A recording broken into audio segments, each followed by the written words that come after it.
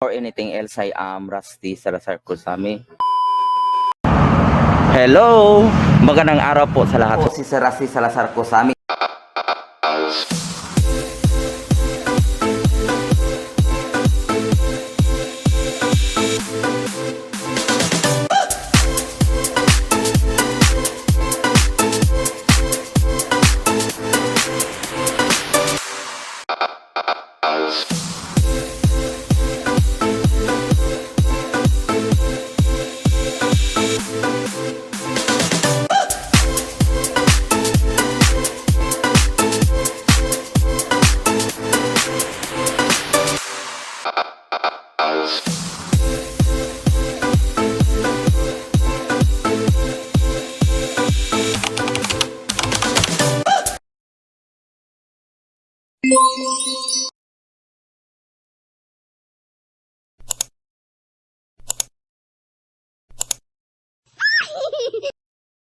So now I am going to report about the second epistle to the Corinthians, or the second letter of St. Paul to the Corinthians. So this is all about the second epistle to the Corinthians, or the second letter of St. Paul to the Corinthians. So this is all about my report. So this topic, or this letter of St. Paul, is the most biographical of all St. Paul's writings. So accordingly, we can read here all about St. Paul's life and everything about St. Paul. Kung mayroon kayong tanong with regard to St. Paul's life, so we can read some of those details here in this letter. This epistle is written sometime after 1 Corinthians. So after the 1 Corinthians, sumunod agad na isulat itong 2 Corinthians. Some of the problems in that first epistle had been settled. Some still remain. So accordingly, mayroong mga ibang mga problema talk about in this letter, or from the past letters during the 1 Corinthians, na settle dito po sa second letter of St. Paul to the Corinthians. And then, what are those problems have been discussed already? The legitimacy of Paul's apostleship had been brought into question. So ito yon. And then, another collection for the church in Jerusalem. So with these discussions, so mababasa natin dyan sa 2 Corinthians, second letter of St. Paul to the Corinthians. So occasions for the epistle. St. Paul explains why he has not returned to Corinth. So we can read that one in the second letter of St. Paul to the Corinthians, chapter 1, verse 15. Then chapter 2, verse 4. So diyan natin po mababasa. And then the restoration of a repentant believer. So we can read that one in the second letter of St. Paul to the Corinthians, chapter 2, verses 5 to 11. And then we have also the encouragement to complete an offering for the church in Jerusalem. So we can read that one in the chapter 9 to chapter 8 to chapter 9. So that's all about the encouragement to complete an offering for the church in Jerusalem. And then also, in this letter, we have to affirm his apostleship and teachings which have come under attack. So we can read that one in this letter. The affirmation of St. Paul's apostleship and also teachings which have come under attack. So that's it.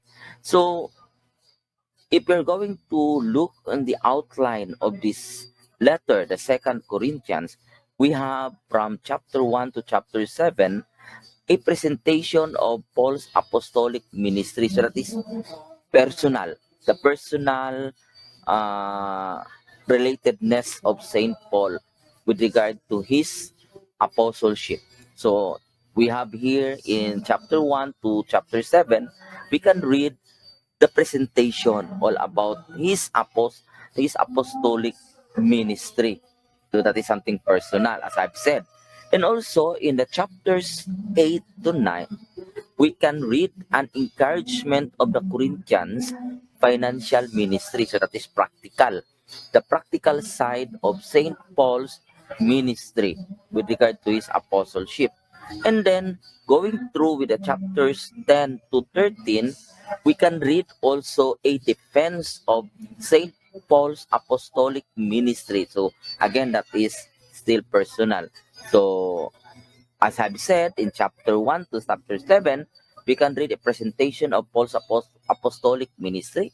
So that is personal. And then going through with the chapters 8 to 9, an encouragement of the Corinthians financial ministry. So that is practical. And then going through again with chapters 10 to 13, a defense of St. Paul's apostolic ministry. So that is personal. So still in the introduction of this letter from chapter 1 to chapter 1 verses 1 to 11, that is all about the introduction, what is being meant and what we can read for the entire letter in the second letter of St. Paul to the Corinthians.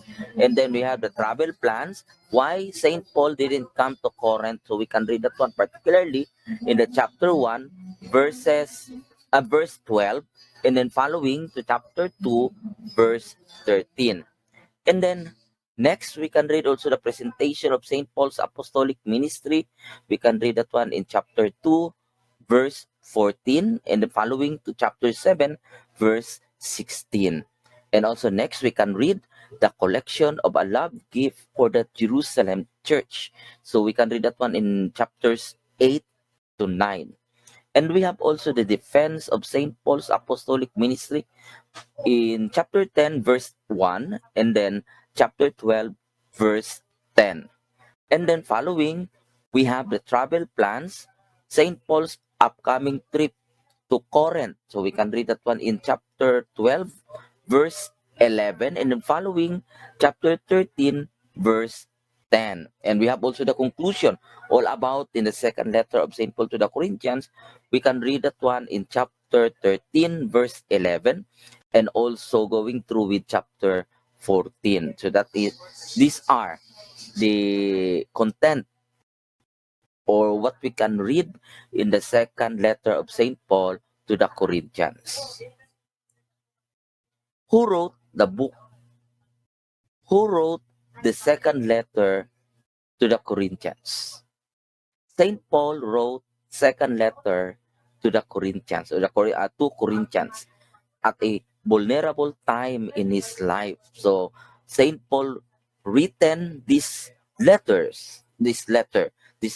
second letter to the Corinthians.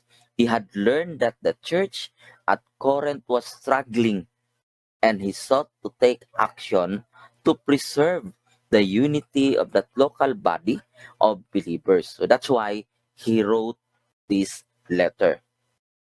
The letter is riddled with personal comments as St. Paul revealed details about the persecution he had suffered for the sake of Christ, as well as about a mysterious thorn in the flesh that kept him reliant on God. So this is all about the the details on how this second letter of St. Paul to the Corinthians had been written, all about, and also about the author of this letter. After sending Timothy off from Ephesus to deliver the letter of the First Corinthians, Saint Paul, in his concern for the church, made a quick visit of his own to Corinth, and then afterward, Saint Paul returned to his work in Ephesus, where he wrote a sorrowful letter to the Corinthians that has not been preserved. So we can read that one in the second letters of St. Paul to the Corinthians, chapter 2, verses 1 to 11. And following, chapter 7, verse 8.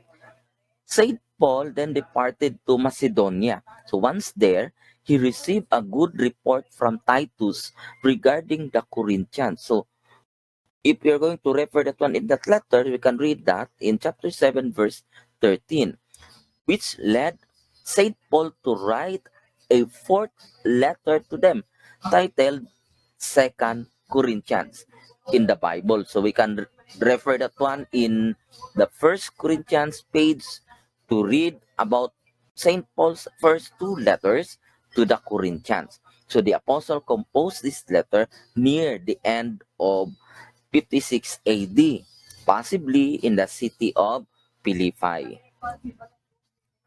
Why is Second Corinthians so important? That is one of the important details that we need to know. This letter offers a great deal of personal insight into St. Paul's life that is not present in any other New Testament book. However, in chapters 8 and 9, his letter also clearly reveals God's plan for his people to give to others. So that's it. The importance of this letter to the Corinthians. Again, this letter offers a great deal of personal insight into St. Paul's life. Okay. St. Paul first focused on the generous example of the Macedonian churches, largely Gentile, who gave to their Jewish Christian brothers and sisters in Jerusalem. Then he, then he exhorted the Corinthian believers to make donations of their own to the work in Jerusalem. Several realities about Christian giving become clear in these two chapters. Christians give generously according to and at times beyond their financial abilities. Christians give their money across racial and national lines. Christians who make commitments to give should follow through with those promises, and Christians should give cheerfully rather than under compulsion. And then the church at Corinth had recently been struggling with divisions and quarrels. So we can refer that one in this letter. But for a majority of the believers, the problem had been solved by the time St. Paul wrote the Second Corinthians. So that's it. So many had repented of their sinful ways and had come back into unity with one another and with the leadership of St. Paul. So that's a very good news that we can read in the second letter to the Corinthians. However, St. Paul still felt the need to articulate a defense of his apostleship in his message. Some in the church had apparently taken his meekness among them to be sign of moral weakness or lack of authority. So we can refer that one in the second letter of St. Paul to the Corinthians, chapter 10, verses 1 to 2. These accusations led St. Paul to defend himself by arguing that he was on the same level of importance as the other apostles, that he had deep knowledge of the Christian faith, that he had suffered profound physical punishment in the name of Christ, and that he had received visions and revelations from God. So we can read that one in the second letter of Corinthians, chapter 11, verse 1, following chapter 12, verse 13. So how we are going to apply the messages that we can get from this letter, that we can acquire, how we are going to apply this one into our lives and also into our ministry. Just as St. Paul wrote to the Corinthians, in the wake of their repentance from divisions and quarrels, the message for today is clear. Living in unity requires us to humbly forgive one another and to follow our leaders. So that is very important, we have to know. Living in unity, that requires us to humbly forgive one another. We need to forgive one another and then to follow our leaders. So that is the message. Second Corinthians reminds us that even as Christians, we hurt each other and need to forgive those who wrong us. So if we're going to refer that one in the letter of St. Paul to the Corinthians, particularly in the second letter, so we can read that need to forgive those who wrong us. So particularly, we can read that one in chapter 2, verse 7. That Saint Paul was willing to exhort the Corinthian believers to forgive those who had fallen away and repented, even as he defended his own apostleship against a vocal opposition, illustrates the apostles' commitment to this way of life among God's people. Now, what you're going to reflect as we read this letter, we need to reflect in what ways do you or do we struggle to forgive others and or to follow your godly leaders? In what ways do you struggle to forgive others or to follow your godly leaders? An overinflated sense of ourselves often leads us to strike out on our own or hold on to our frustrations and anger regarding the choices of others. However, just as St. Paul reminded us of Jesus' ministry of reconciliation, we can read or we can refer in the second letter of St. Paul to the Corinthians, chapter 5, verses 17 to 19. We must seek to reconcile relationships in which disunity reigns.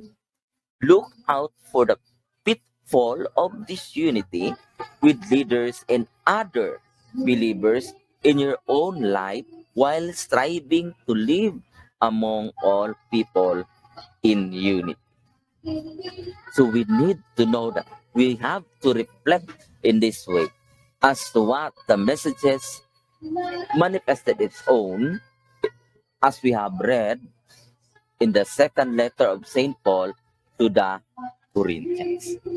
So that's all about my report, and thank you very much.